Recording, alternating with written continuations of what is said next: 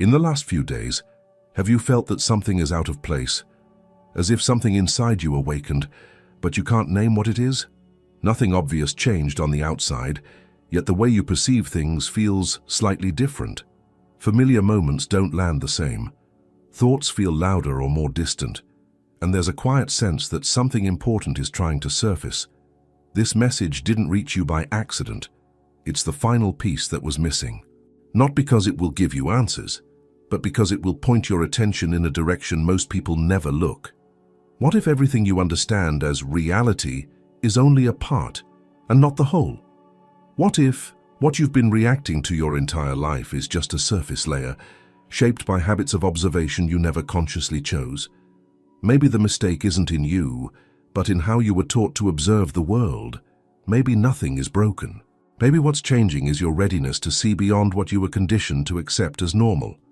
You were taught, almost without noticing, that consciousness is something you have, like a tool in your head, like a private room behind your eyes where thoughts appear and decisions are made.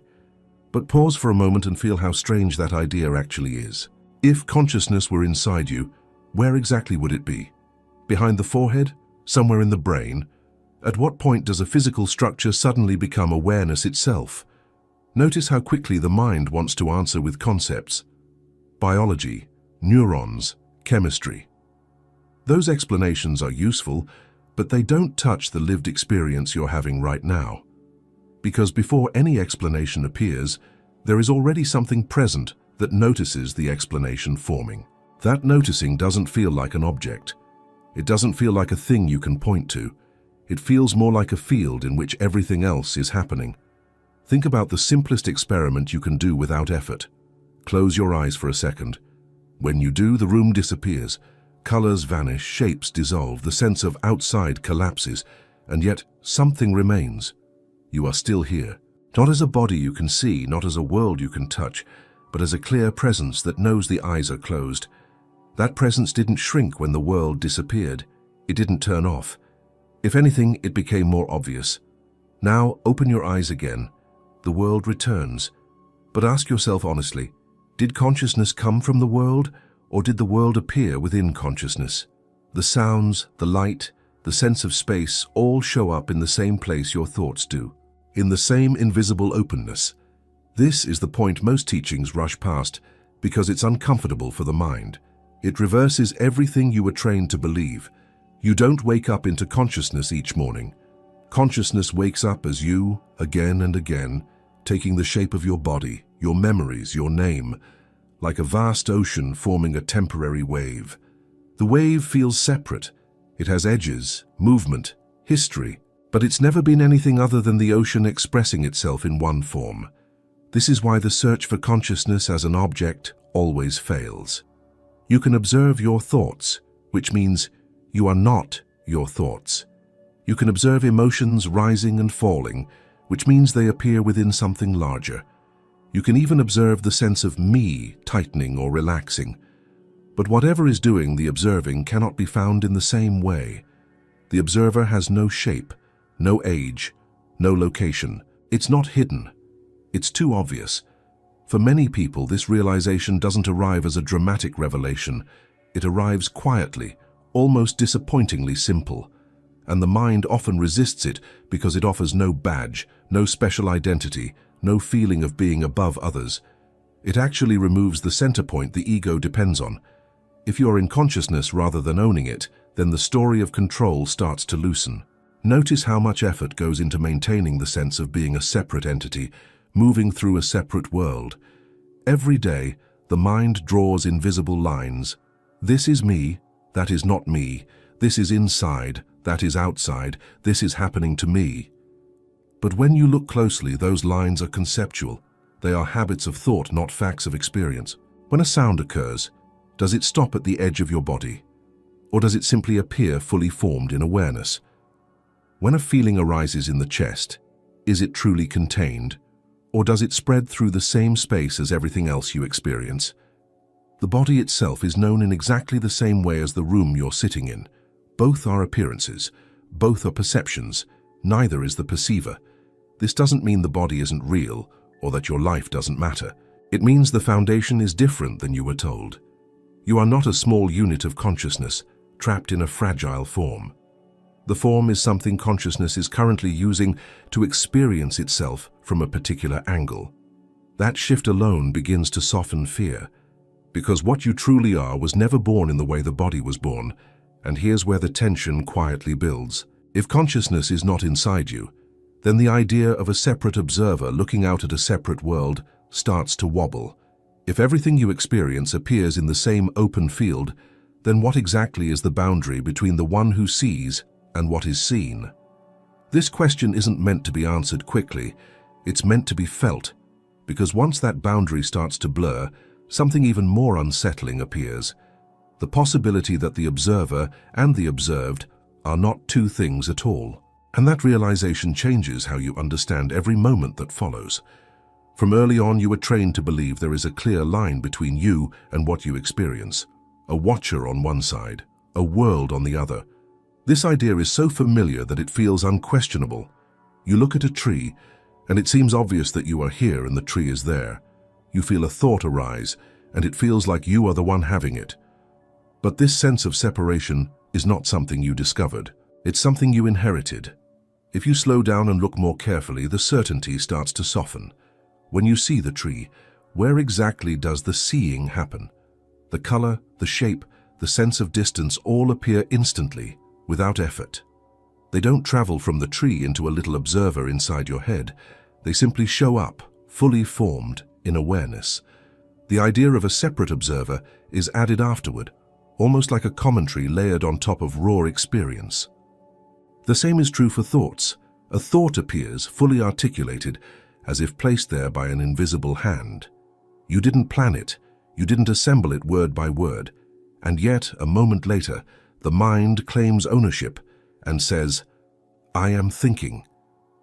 But if you watch closely, you'll notice that thinking is something that happens, not something you do. The observer watches thoughts the same way it watches sounds or sensations. This is where the illusion becomes subtle and powerful. The mind creates a center, a fictional point where everything seems to converge. From that center it says, "I am looking at the world," but that center cannot actually be found in direct experience. It's a concept, reinforced by habit, language, and repetition. Useful for survival, yes. Accurate in describing reality, not quite. Consider a simple moment. You hear a sound in the distance. For an instant, there is just sound, no label, no meaning, no distance. Then the mind steps in and says, "That's a car," or "That's annoying," or "That's far away." With that label comes the feeling of separation. A listener here, a sound out there. But before that split, there was only experiencing, whole and undivided. The belief in separation creates tension without you noticing. If you are separate from what you observe, then the world becomes something to manage, resist, control, or defend against. Life turns into a series of reactions. Pleasant experiences are chased, unpleasant ones are pushed away.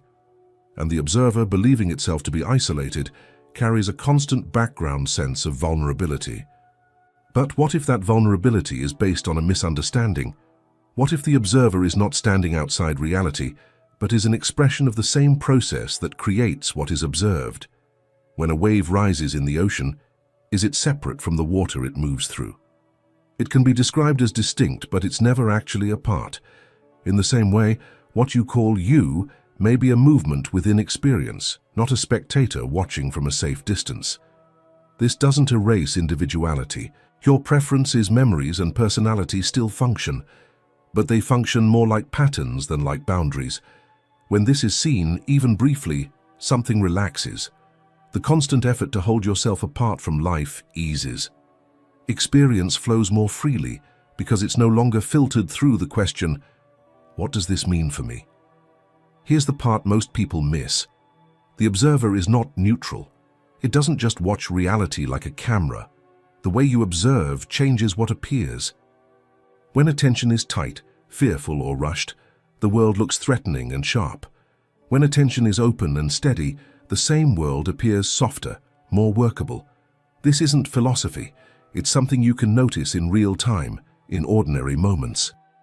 Think about how differently a conversation feels when you're defensive versus when you're curious. The words may be the same, but the entire atmosphere changes. Not because the other person changed, but because the quality of observation changed. The observer and the observed move together.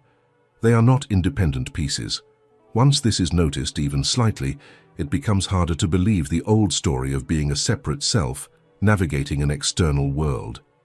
You begin to sense that life is happening with you, not to you. And this is where another uncomfortable truth starts to emerge. If the observer is not separate, then many of your reactions are not conscious choices. They are automatic patterns playing out within this shared field of experience. This is why so many people feel like life is happening on its own, while they watch from a distance. The illusion of separation feeds the illusion of control, and when control fails, confusion sets in. The mind keeps saying, "I should be more aware," while continuing to operate on the same automatic settings. And this leads directly to the next realization, one that's harder to face than any abstract idea about consciousness: the possibility that much of what you call your life is being lived on autopilot, while the observer you thought was awake is mostly reacting, repeating, and following old tracks without noticing. There is a quiet contradiction at the center of modern life. Most people feel certain they are awake, aware, making choices. And yet, if you watch closely, much of each day happens without presence, not because people are careless or unintelligent, but because the system they're running on was never designed for awareness. It was designed for efficiency. Think about how often you arrive somewhere and realize you don't remember the journey. The body moved, the eyes saw, decisions were made at intersections, but you were nowhere to be found. The mind was replaying a conversation, planning a future moment, or looping an old worry. This state feels normal because it's common, but common doesn't mean conscious. Autopilot is not a failure, it's a survival function. The brain learns patterns and repeats them to save energy. You don't have to relearn how to walk every morning or consciously calculate how to tie your shoes. The problem begins when this automatic mode expands beyond simple tasks and starts running your reactions, relationships, and identity. At that point, life is being lived, but not truly noticed. What makes this especially difficult to see is that autopilot can feel very active. You can be busy, productive, even successful, while being largely absent from your own experience. Thoughts are firing constantly, opinions are strong, emotions rise and fall. All of this creates the impression of wakefulness. But activity is not the same as awareness. A spinning wheel looks alive, yet it's moving in circles. Notice how predictable many of your responses are. The same irritation in traffic, the same tension in certain conversations, the same internal commentary when things don't go your way. These reactions feel personal, but they are often recycled. They arise before you have a chance to choose them. And only after they've already happened does the mind say, "That was me." This is where the illusion deepens. The belief that being conscious means having thoughts. In reality, most thoughts are echoes. They repeat what has already been learned, feared, or reinforced. They speak in familiar tones, using familiar words, pulling you back into familiar emotional weather. And because they happen so quickly, they rarely get questioned. Ask yourself gently, how often do you actually notice a thought as a thought, rather than immediately becoming it? How often do you feel an emotion as a sensation, without instantly building a story around it? These moments do happen, but for many people, they are brief and accidental. The rest of the time, attention is fused with whatever arises. Living this way creates a strange sense of disconnection. On the surface, everything looks fine. Life continues. Responsibilities are met. But underneath, there is often a dull feeling that something is missing. Not something dramatic, just a subtle flatness. A sense that time is passing faster than it should. That days blur together. That important moments slip by without being fully lived. Because autopilot dulls perception, it also dulls choice. When awareness is absent, reaction fills the gap. You don't choose how you respond, you replay how you've responded before. This is why people find themselves in the same conflicts, the same emotional loops, even the same types of relationships, wondering why nothing truly changes. And yet, the belief remains. I am awake. I know what I'm doing.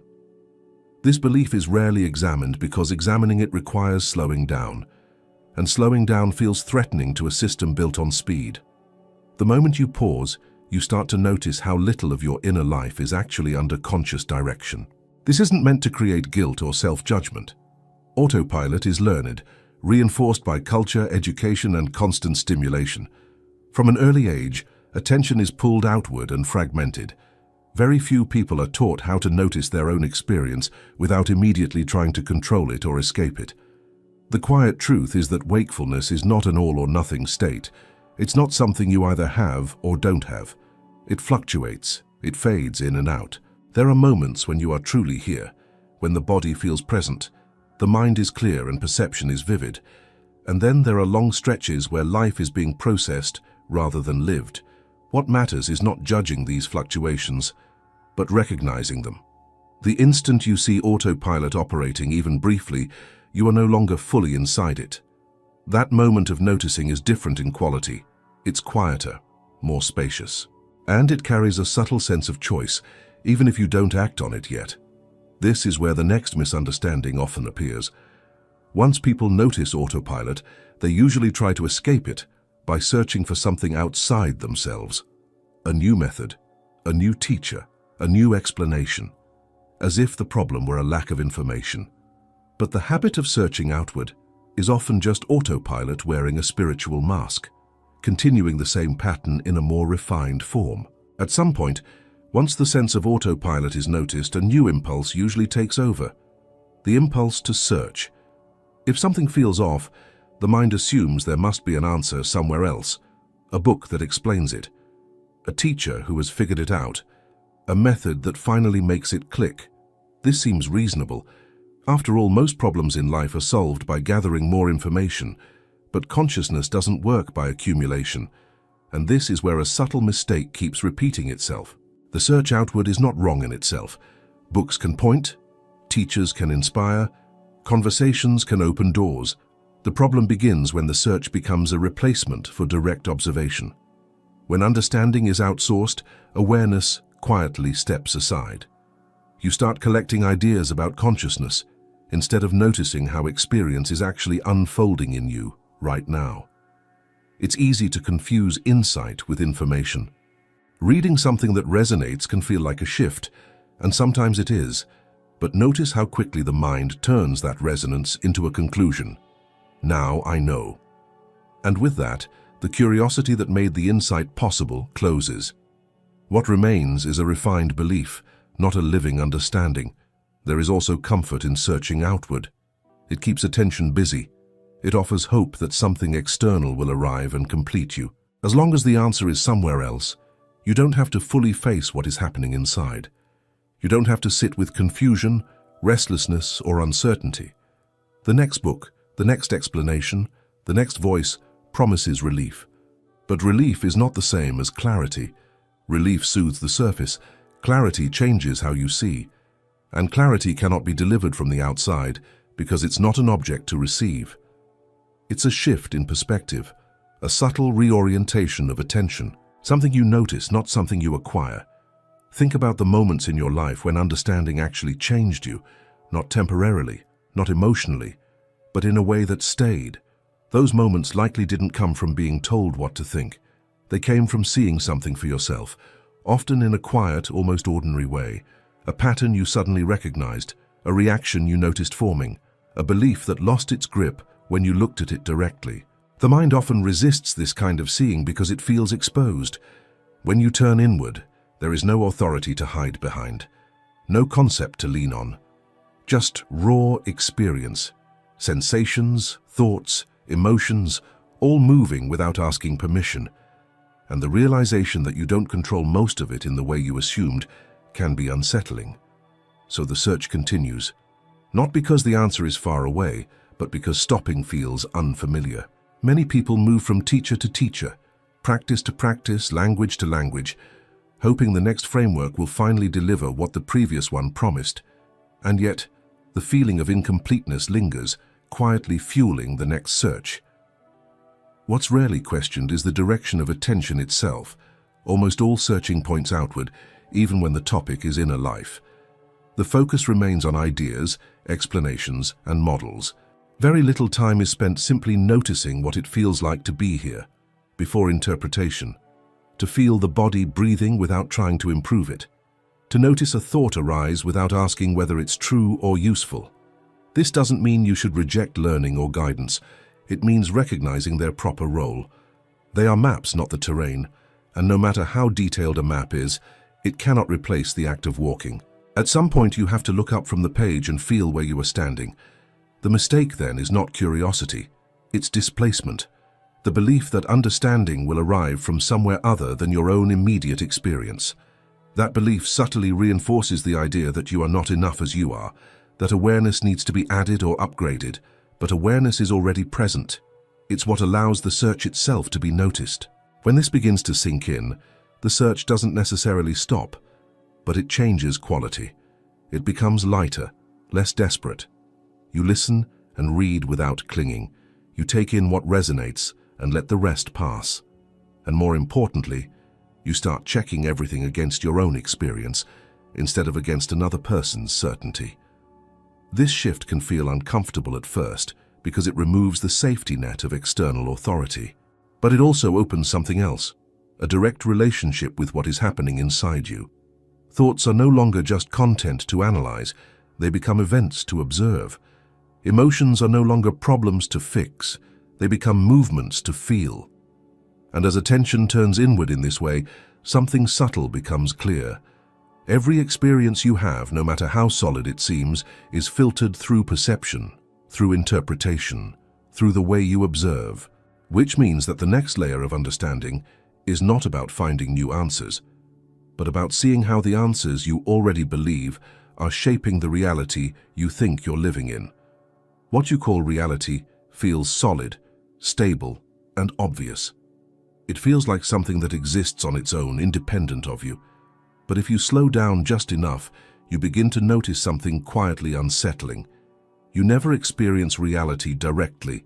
You only experience your interpretation of it.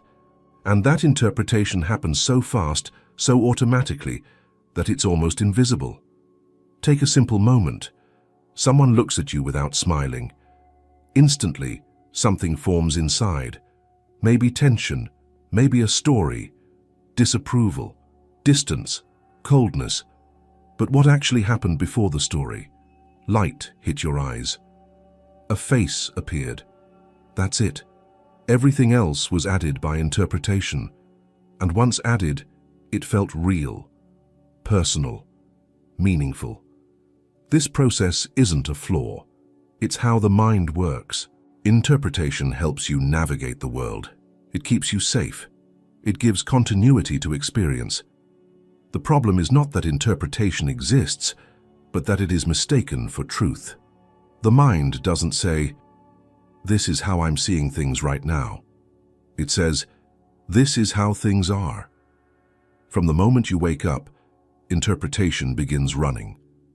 The body sensation is labeled as tired or energized. The thought is labeled as useful or threatening. The day ahead is framed as heavy or manageable. None of this is neutral. Each label subtly shapes how the next moment is perceived, and once a frame is set, everything that follows tends to confirm it. You don't see the world first and then react. You react to the meaning you assign, often without realizing you assigned it. This is why two people can experience the same event and walk away with completely different realities. Same facts, different interpretations, different emotional worlds. What's even more important is that interpretation doesn't just color experience. It organizes it. It decides what stands out and what fades into the background. When you believe the world is hostile, you notice threats more easily. When you believe it's supportive, you notice opportunities. The raw data hasn't changed, the lens has. This is why searching for a correct view of reality often leads nowhere. Every view is filtered. Every perception is shaped by past experiences, beliefs, expectations, and emotional memory. Even the belief that you are seeing clearly is, itself, an interpretation. Notice how rarely experience arrives without commentary. A sensation appears, and the mind immediately explains it. A feeling arises and a reason is assigned. a thought shows up, and it's either believed or resisted. All of this happens before you have time to question it. Interpretation runs faster than awareness, unless awareness is deliberately cultivated. But here's the subtle shift that changes everything. Interpretation can only happen after observation. Something is noticed first. A sound, a sensation, a thought. That initial noticing is quieter, simpler, less loaded. It doesn't yet say what the experience means. It just registers that something is happening. Most people skip over that moment so quickly that they don't know it exists. They live almost entirely inside interpretation, mistaking it for direct experience. This is why emotions can feel overwhelming. You're not just feeling a sensation, you're feeling a sensation wrapped in a story, reinforced by memory, projected into the future. Think about anxiety. At its core, it's a set of bodily sensations: tightness, heat, movement. But almost instantly, interpretation adds danger, failure, loss. The body responds to the story as if it were a fact, and the loop strengthens. Sensation feeds interpretation. Interpretation intensifies sensation. The same mechanism applies to pleasure, conflict, motivation, and meaning.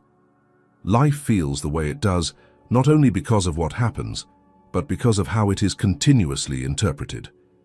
And since most interpretations are inherited and unconscious, life begins to feel predetermined. This is where a quiet kind of freedom becomes possible. Not the freedom to control experience, but the freedom to see how experience is being shaped. The moment you recognize that what you're living is an interpretation, something loosens. Not because the interpretation disappears, but because it's no longer absolute. You begin to notice the difference between what is happening and what you're saying about what is happening, between sensation and story, between perception and conclusion. This noticing doesn't require effort. It requires honesty. A willingness to admit, this is how I'm seeing it, not necessarily how it is. At first, this can feel destabilizing. If reality is interpretation, what can you trust? But over time, something else emerges. A sense that beneath interpretation, there is a more stable layer of experience. One that doesn't rush to judge or conclude. One that simply observes. And it's in this observation that another discovery waits. Interpretation doesn't appear out of nowhere. It's triggered. There is a moment, often very brief, between something happening and the story about it forming. A small gap. So small it's usually missed. But that gap is not empty. It's alive with possibility. Between what happens and how you respond, there is a moment so quiet that most people never notice it. It doesn't announce itself, it doesn't demand attention. It's simply there, like a brief pause before a note is played. And yet, that pause holds more power than any reaction that follows. A sound reaches your ears, a message appears on your phone. A comment is made in a conversation. Almost instantly, the body shifts. Muscles tighten or relax. The heart changes rhythm. A thought forms, ready to explain, defend, or attack. Reaction feels immediate, but it isn't. There is always a fraction of a second where nothing has happened yet. A space where the system is receiving, but not responding. Most of the time, this space is skipped. Conditioning rushes in and fills it. Past experiences, emotional memory, and learned patterns take over. By the time you notice, the reaction is already in motion. Words have been spoken, emotions have escalated, and it feels as if there was no alternative. But the absence of noticing is not the absence of choice. It's simply unrecognized potential. That silent moment is not created by effort. It's always there. What changes is whether attention rests long enough to sense it. You may have felt it in rare moments. A pause before saying something you later felt grateful you didn't say. A breath that softened a surge of anger. A brief hesitation that prevented an automatic decision. These moments don't feel dramatic. They feel spacious, almost neutral. And yet, everything shifts because of them. This pause is not intellectual. You can't think your way into it. The moment thinking takes over, the pause collapses into reaction. The pause is felt in the body first, as a slight openness, a loosening. A sense of being present without needing to act. When awareness begins to recognize this space, reactions start to slow down. Not because you're suppressing them, but because you're seeing them form. The difference is subtle but profound. A reaction that is seen as it arises loses some of its urgency. It becomes an event instead of a command. This is where many misunderstandings appear. People hear about this pause and assume it's about control, about forcing yourself to behave better. But control operates within reaction. Awareness operates before it. Control says, don't feel this. Awareness says, this is being felt. In that simple recognition, something relaxes. The body no longer needs to escalate as much because it's being met, not resisted. The mind doesn't need to justify itself as strongly because it's being seen, not believed automatically. The more this silent moment is noticed, the more it reveals its nature. It's not empty. It's not passive. It's alert without tension, present without agenda. This is why it feels alive. It's consciousness in its simplest form before it becomes a story about me and what's happening to me. From this space, response becomes possible. Response is different from reaction. Reaction is pulled from the past. Response emerges in the present. Reaction is repetitive. Response is adaptive. You don't plan a response in advance. It arises naturally when you're actually here. At first, this may only happen occasionally. Most reactions will still run their course. That's normal. Conditioning has momentum. Years of habit don't dissolve overnight. What matters is not perfection, but recognition. Each time the pause is noticed, even after the reaction has already started, awareness is strengthening. Over time, the pause becomes more familiar. You begin to sense the body's signals earlier.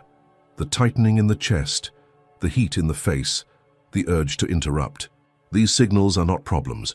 They are invitations. They point directly to the moment where choice becomes possible. And here's the quiet shift. Choice doesn't always mean doing something different. Sometimes it means allowing the reaction without identifying with it.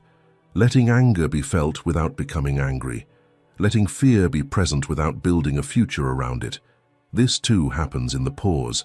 As this space becomes more accessible, another realization begins to form. Many of the patterns you thought defined your personality are simply reactions that were never seen early enough. They felt like who you are because there was no gap in which to question them. When that gap appears, even briefly, identity loosens. You begin to sense that you are not the reaction, not the thought, not the emotion. You are the awareness in which they rise and fall. And from that awareness, life begins to feel less like something that controls you and more like something you are participating in consciously. This participation doesn't mean constant calm or perfect responses. It means presence. And presence reveals something else that's easy to miss when life is lived in reaction. The way your current reality has been shaped, not only by what you did consciously, but by everything you didn't notice at all. When you look at your life as it is now, it's natural to point to visible choices. The job you accepted, the relationship you entered or left, the place you live. These feel like the reasons your reality looks the way it does. But if you look more honestly, you'll notice something quieter underneath all of that. Much of what shaped your life was not chosen. It was accumulated. Most of your days were not guided by clear decisions, but by unnoticed moments, small reactions, unquestioned assumptions, emotional habits that repeated themselves so often they became invisible. These didn't feel like choices at the time. They felt like just how things are. And yet, over time, they stacked up, slowly building the structure of your current reality. Think about how many times you didn't speak when something mattered, or spoke automatically when silence might have changed the tone. How many times you stayed in a familiar discomfort because it felt safer than the unknown. How many times you reacted the same way, even when part of you sensed it wasn't working. None of these moments felt significant on their own, but together they formed patterns. What goes unnoticed doesn't disappear. It operates in the background, like a program running quietly, shaping outcomes while your attention is elsewhere. Emotional reactions that were never fully felt get stored in the body. Beliefs that were never questioned harden into filters. Expectations that were inherited, not examined, begin to dictate what you think is possible. This is why reality can feel strangely repetitive. Different people, similar dynamics, new situations, familiar frustrations. It can seem as if life is circling the same themes, even when the surface details change. From the outside, it looks like coincidence. From the inside, it feels like fate. But often, it's neither. It's unobserved continuity.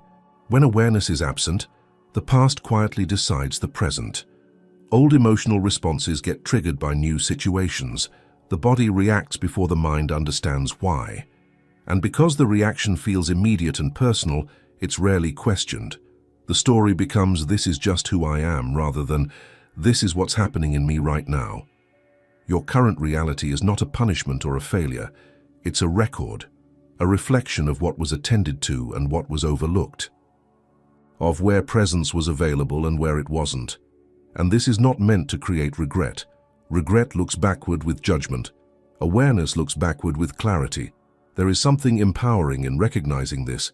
If unnoticed moments shaped your life, then noticed moments can reshape it. Not by force, not by grand resolutions, but by attention, by being present where you were previously absent. This doesn't mean you suddenly become hyper-aware of everything. That would be exhausting and unrealistic. It means you begin to notice patterns as patterns, instead of as fixed traits or unavoidable circumstances. You start to see how certain thoughts always lead to the same emotional outcome, how certain situations reliably trigger the same internal response.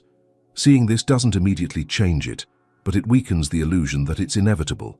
Many people try to change their reality by changing outcomes, new goals, new environments, new strategies. Sometimes these help, but if the underlying patterns remain unnoticed, the same internal dynamics eventually recreate familiar results. Awareness works differently. It doesn't target outcomes. It illuminates process. As awareness grows, responsibility shifts in a subtle way, not into self-blame but into ownership. You begin to see where your attention goes automatically, what you habitually resist, what you habitually seek, and how these movements of attention shape your experience long before anything external changes. This can be uncomfortable at first. It's easier to believe life is happening to you than to see how deeply you participate in it without realizing. But discomfort here is a sign of honesty, not failure. It means you're starting to see what was previously hidden, and something else happens when this is seen. Compassion naturally arises, for yourself, for others. You realize how much of human behavior is driven by what was never consciously noticed. How many conflicts are fueled by unexamined fear? How many choices are made from inherited scripts rather than present awareness? This compassion doesn't make you passive, it makes you clearer. You begin to understand that awakening is not about becoming someone new, it's about seeing what has been running your life while you thought you were fully awake. And this sets the stage for a crucial shift. Because once you recognize how much of your reality was shaped unconsciously, the idea of awakening itself changes. It stops being something mystical or dramatic. It starts to look much simpler, much more grounded, less like an event, and more like a willingness to see what has always been there, waiting for your attention. For many people, the word awakening carries a certain weight. It sounds dramatic, distant, reserved for rare moments or special individuals. It's often imagined as a sudden transformation, a flash of insight that permanently lifts confusion and replaces it with certainty. But this image can be misleading, not because awakening isn't real, but because it's far more ordinary than most people expect. Awakening doesn't arrive with fireworks. It doesn't remove your personality or erase your history. It doesn't place you above life. In fact, it usually feels like coming down to earth rather than rising above it. A quiet return to what has always been present, but overlooked. What makes it feel rare is not its complexity, but the courage it requires. Seeing what is already here means letting go of comforting stories. It means allowing experience to be exactly what it is, without immediately reshaping it to fit expectations. And that can feel unsettling, especially for a mind trained to seek control and certainty. Awakening begins the moment you stop trying to become someone else. When you stop waiting for a future version of yourself that will finally get it. Instead, Attention turns toward what is happening now. The body breathing, a thought forming, a feeling moving through. Not to fix them, not to judge them, but to see them clearly. This kind of seeing is deceptively simple, and because it's simple, the mind often dismisses it. It wants complexity, techniques, systems, something to achieve. But awakening doesn't reward effort in the usual way. It responds to honesty, to the willingness to admit, this is what is happening in me right now, even when what's happening is uncomfortable. One of the hardest parts is realizing that nothing new needs to be added. There is no special state to reach, no hidden layer waiting to be unlocked. What changes is the relationship with experience. Instead of living inside reactions, you begin to notice them. Instead of being carried by thoughts, you watch them pass. Life doesn't become perfect, but it becomes more transparent. This transparency is what allows choice to reappear. Not the kind of choice driven by preference or fear, but the kind that arises from presence. You respond because you see clearly, not because you're following a script. And often the response is surprisingly simple. A pause, a softer word, a decision not to escalate. Awakening also reveals how much energy was spent resisting what is. How often tension came from arguing internally with reality, wanting things to be different before allowing yourself to be present. When this is seen, even briefly, there is relief. Not because life suddenly aligns with your desires, but because you stop demanding that it does. This doesn't mean passivity. It means engagement without inner friction. You still act, choose, and move forward. But actions come from clarity rather than compulsion, from understanding rather than urgency. Another common misunderstanding is that awakening should make you feel good all the time. In reality, it often brings you closer to feeling, not farther away. Emotions that were previously numbed or avoided may become more vivid. Sadness, fear, and joy are all experienced more directly. But they move more freely because they are no longer trapped inside resistance. The courage here is not heroic, it's quiet. It's the courage to stay present when the mind wants to escape, to feel uncertainty without immediately filling it with answers, to allow not knowing to exist without panic. This is not something you accomplish once, it's something you practice moment by moment. And the more this courage is exercised, the clearer something becomes. Awakening is not separate from daily life. It doesn't require retreat or withdrawal. It happens in conversations, in decisions, in ordinary moments where awareness replaces habit, where you notice a reaction forming and choose to stay present instead of being pulled into it. This is why awakening often feels underwhelming at first. There is no dramatic contrast, no final arrival, just a growing sense of alignment, of being where you are as you are. And that alignment begins to subtly change how you move through the world. As this shift stabilizes, another realization naturally follows. Presence itself is not passive. It has an effect. Simply by being fully here, the way situations unfold begins to change. Not through force or intention, but through the quality of attention you bring. And this leads to a deeper question that many never ask directly.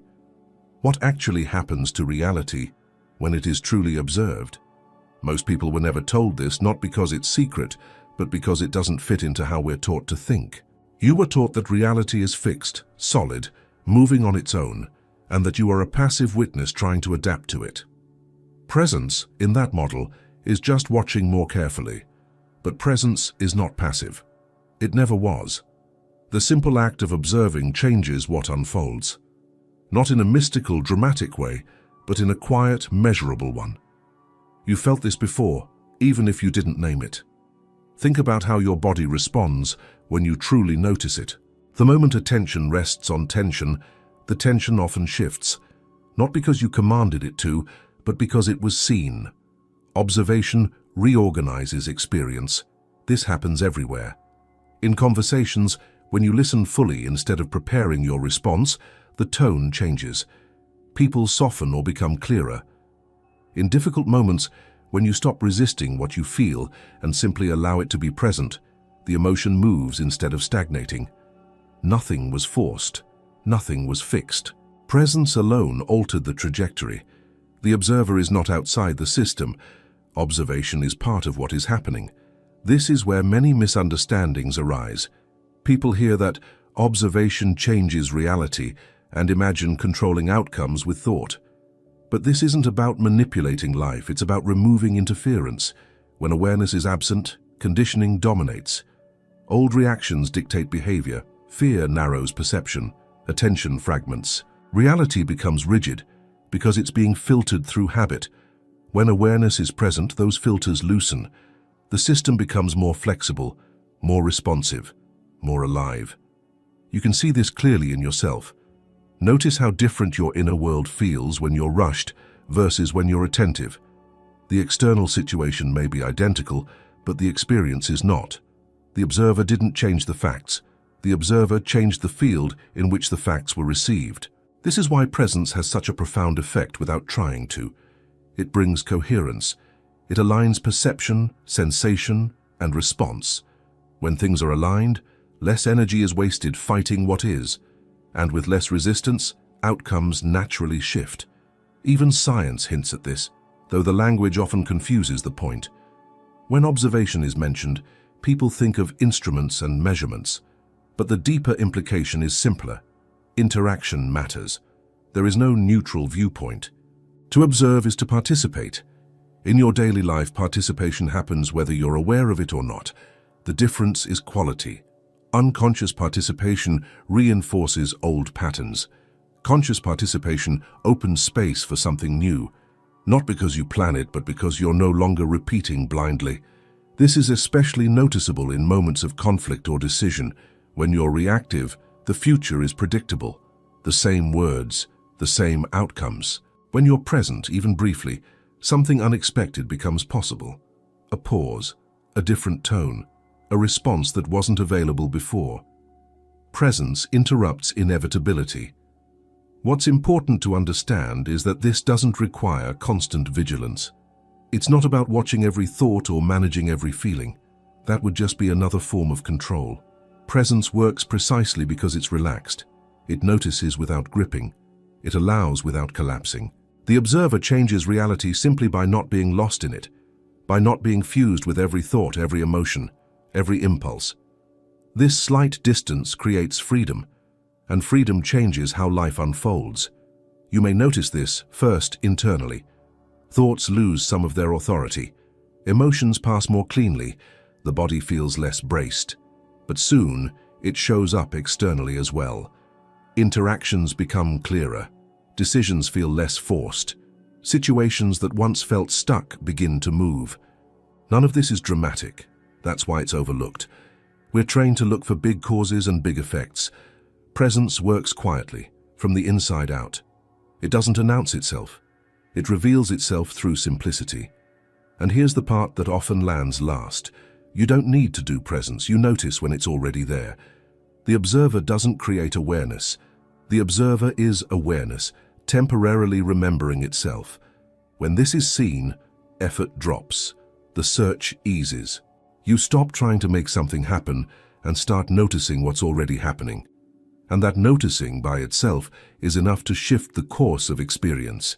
This is why presence feels so different from control. Control tightens. Presence opens. Control demands a result. Presence allows discovery. And in that openness, reality responds differently, not because you asked it to, but because you finally met it without distortion. What remains then is not a technique to apply, but a question to live with. If your presence is already shaping your reality, quietly and continuously, then the most important thing is not what you think or do next, but whether you recognize who or what is actually observing. If there is one thing to take with you, it's this: the final key was never hidden. It was never missing. It's the simple remembering of who is observing. Not the voice in your head, not the story about your life, but the quiet awareness that has been present through every thought, every feeling, every moment of confusion and clarity. Nothing needs to be added to you. Nothing needs to be fixed. When the observer is remembered, life doesn't suddenly become perfect, but it becomes honest, clear, alive. You stop chasing meaning and begin to notice it in what is already here. If this message reached you, take a moment to acknowledge it. Write this sentence in the comments. I am aware of the one who is observing. That's how I'll know you stayed until the end. And if this resonated with you, choose one of the videos appearing on your screen now. They continue this exploration in a deeper way. If you want more content like this, that next choice matters more than you think.